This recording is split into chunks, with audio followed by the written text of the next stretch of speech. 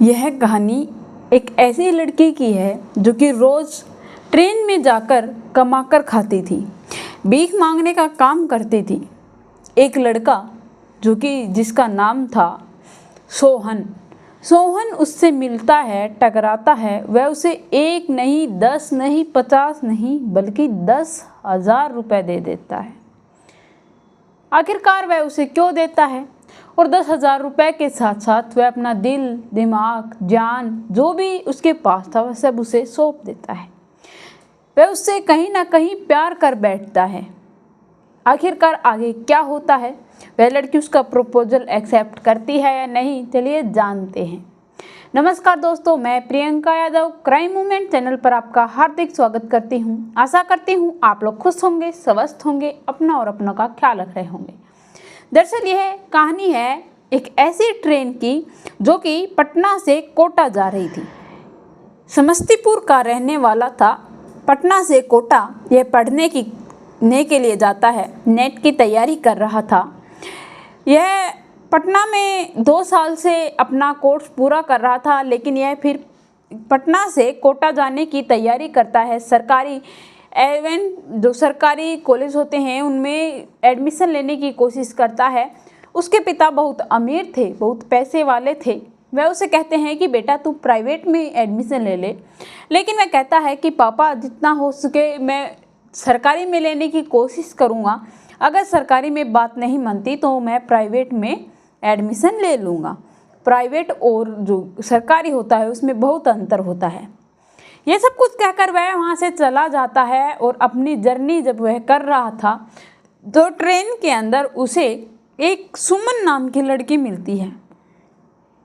सुमन इतनी खूबसूरत थी कि उसे देखने के बाद कोई भी इंसान उसे यह नहीं कह सकता कि यह भीख मांगने वाली है। वह खुद देखकर हैरान था कि इतनी खूबसूरत लड़की आखिरकार भीख क्यों मांग रही है। लेकिन दोस्तों, जितना भी खूबसूरत हो, लेकिन हालात जब बेकार आते हैं, जब आदमी का वक्त बुरा आता है तो वह उसे भीख नहीं, न जाने कहाँ तक क्या क्या करने पर मजबूर कर देता है। ऐसा ही उस लड़की के साथ, सुमन के साथ हो रहा था। वह इतनी खूबसूरत थी, पूरा तन उसने अपना ढका हुआ था, सूट सलवार उसने पहनी हुई थी। वह ट्रेन के अंदर हर एक इंसान से पैसे मांग रही थी, भीख मांग रही थी। कोई उसे 2 रुपये दे रहा था, कोई 1 रुपये दे रहा था, कोई 5 रुपये दे रहा था। उसे सभी सिक्कों में पैसे दे रहे थे। लड़की किसी से कुछ भी नहीं मांगने की कोशिश करती, जो देते उन्हें लेकर चले जाती और कई लोग उन्हें धुतकार भी दिया करते थे। लेकिन वह खूबसूरत होने के कारण कई लोग उसे भीख दे देते थे। तब वह उसके पास आती है तो वह उसे एकटक देखे जा रहा था, उसकी नज़रों में नज़रें मिलाए बैठा था। लड़की घबरा जाती है। उसके साथ ऐसा आज कोई नया नहीं हुआ, बल्कि कई लड़के हैं। खूबसूरत लड़की दिखेगी तो देखना तो उनका काम है। लड़की पता था कि ऐसा उसके साथ क्योंकि रोज़ होता था, उसे इन सभी चीज़ों का सामना करने की आदत थी। वह उससे कहती है, अपना हाथ आगे बढ़ाती है और पैसे मांगती है तो उसे 1 नहीं बल्कि 10,000 रुपये देता है। लड़की जब 10,000 रुपये देखती है तो वह कुछ देर अपना हाथ आगे ही रखती है, पीछे नहीं करती। वह भी देखकर घबरा जाता है। वह लड़की वहाँ से चली जाती है। वह भी सोचने लगता है। कुछ देर वह लड़की भी सोचती है और वह लड़का भी सोचता है, लेकिन लड़की अपने काम के लिए आगे चली जाती है। जब वह लड़की आगे जाती है, अगले डब्बे में चली जाती है, अगले डब्बे से मांगना शुरू कर देती है, लेकिन कुछ देर बाद वह लड़का उसे ढूंढने जाता है। वह लड़की कहीं नहीं दिखाई देती। शायद या तो फिर उसका अड्डा आ गया था या फिर उसे इतने पैसे मिल गए कि पूरे दिन की दिहाड़ी क्या, शायद कई दिन की दिहाड़ी उसके पास आ चुकी थी। वह वहाँ से चली जाती है। लड़का उसे खूब ढूंढता है और उसके बारे में सोचता भी है, लेकिन वह उसे नहीं मिलती। वह अपने घर चला जाता है। घर जाने के बाद वह छुट्टियों में अपने घर तो आता है, अपने दोस्त को यह सारी बात बताता है कि मैं जब घर पर आ रहा था तो ट्रेन में एक लड़की मिलती है और उससे मेरी मुलाकात होती है और मुझे वह बहुत पसंद भी आती है। वह मेरे सपनों में आती है। कुछ दिन बीतने के बाद उस लड़के को रियलाइज़ होता है कि वह उस लड़की को ऐसे ही पैसे नहीं दे के आया, बल्कि उसे प्यार हो गया है, वह बस एक्सेप्ट नहीं कर पा रहा। उसका दोस्त उसे समझाता है और कहता है कि यार ऐसे लोग ज़रूर ट्रेन में फिर से मिलते हैं, उसका यही काम है। तो एक काम कर, जिस टाइम तू जिस ट्रेन में आया था उसी ट्रेन में उस लड़की को फिर से ढूंढ, वहाँ पर ज़रूर मिलेगी। अगर तू सच्चा प्यार करता है तो वह ज़रूर मिलेगी। यह कहकर वह भी ट्रेन में बैठता है, वहीं पर वापस जाता है, लेकिन वह लड़की नहीं मिलती। सुबह से शाम हो जाती है, वह भी एक भी ट्रेन नहीं छोड़ता, हर ट्रेन के हर डब्बे में उसे ढूंढता रहता है। उसकी मेहनत भी रंग लाती है। जिस टाइम वह लड़की उस दिन मिली थी उसी टाइम वह उसे फिर से मिल जाती है। शाम का टाइम था, वह लड़की उतरकर दूसरी ट्रेन में बैठती है, वह अपने घर के लिए रवाना हो जाती है। वह उस लड़के को देख लेती है, वह उस लड़के को देख लेती है। सुमन जो कि घबरा जाती है, उससे पैसे भी नहीं मांगती, बल्कि उसके डब्बे में उसे देखते ही वापस आ जाती है, क्योंकि वह उसे जानती थी, पहचानती थी। वह भी उससे बात करना चाहता था, लेकिन इतनी जनता के अंदर वह उसे बोल नहीं पा रहा था। वह उसका पीछा करता है, वह दूसरी ट्रेन बदलती है, वह उसके अंदर भी उसका पीछा करता है। वह इससे इतना गैप बनाए रखता है कि उसे शक ना हो। वह उसके साथ तो जा रहा था। धीरे धीरे शाम हो जाती है, शाम से अंधेरा हो जाता है। इतना भी अंधेरा नहीं हुआ था, इंसान से इंसान दिख रहा था। वह उसका पीछा करते हुए शायद 15 किलोमीटर चलने के बाद उसका घर आता है। 15 किलोमीटर तक किसी का कोई भी घर नहीं आता, बिल्कुल सुनसान जगह में वे रहते हैं। बहुत दूर जाने के बाद 2 भैंस, एक गाय का एक तबेला होता है, वह उसके अंदर बंधी हुई थी। लगता है वह सुमन की थी। और जब वह अपने घर पर जाती है तो उनके घर के ऊपर कोई ऐसे पक्के मकान नहीं थे, बल्कि एक छप्पर सा डालकर उसके अंदर वह रहते थे। उसके पिता थे जिसके एक्सीडेंट के अंदर पाँव कट गया था। पाँव को देखकर यह भी लग रहा था कि एक्सीडेंट कुछ ज़्यादा दिन नहीं हुए हैं, कुछ दिन पहले ही हुआ है। उसकी 2 बहनें थी, एक भाई था, एक माँ थी जिनका वह पेट पालती थी। वह अपनी माँ से जाकर बात करती है और कहती है कि माँ, वह लड़का आज मुझे फिर से मिला था, लेकिन मैं उसके पास नहीं गई, बल्कि अपना मुंह मोड़कर मैं अलग ट्रेन पकड़कर अपने घर आ गई। जब माँ यह बात सुनती है तो माँ मजाक में कहती है कि यार बेटा, तू इतनी खूबसूरत है, तेरी खूबसूरती के पीछे तो हर लड़का पागल हो जाए। यह सब कुछ कहकर उसकी माँ हंसने लगती है। बेटी कहती है कि माँ, आप बड़े ही मजाकी हो।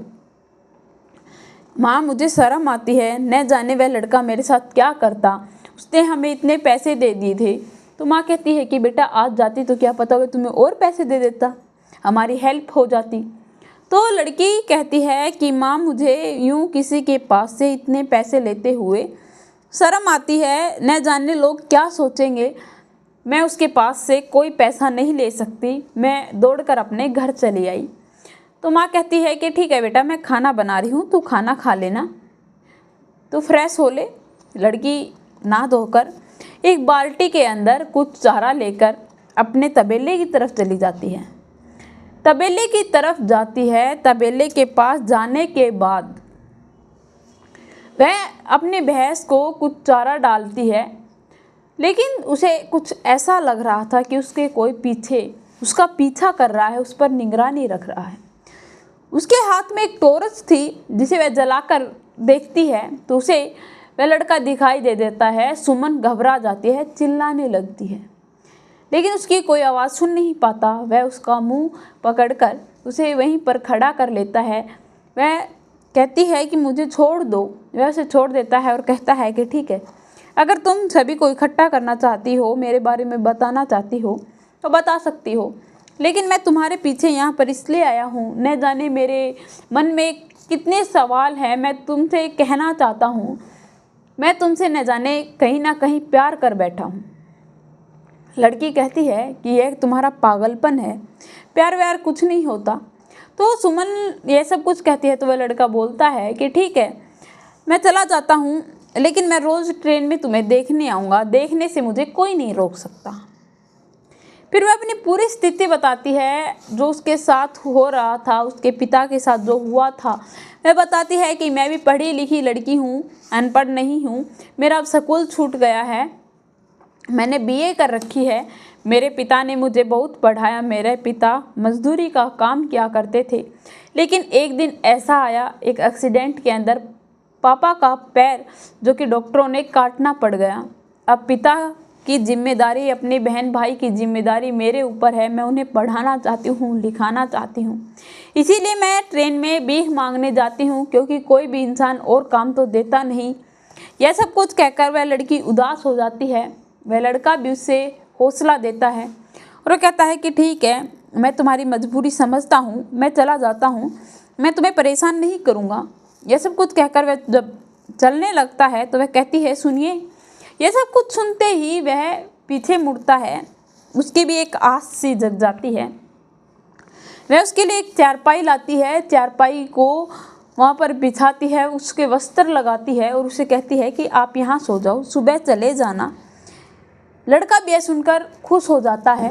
वह उसके लिए खाना लेने चली जाती है, उसकी माँ के सोने का इंतज़ार करने लगती है।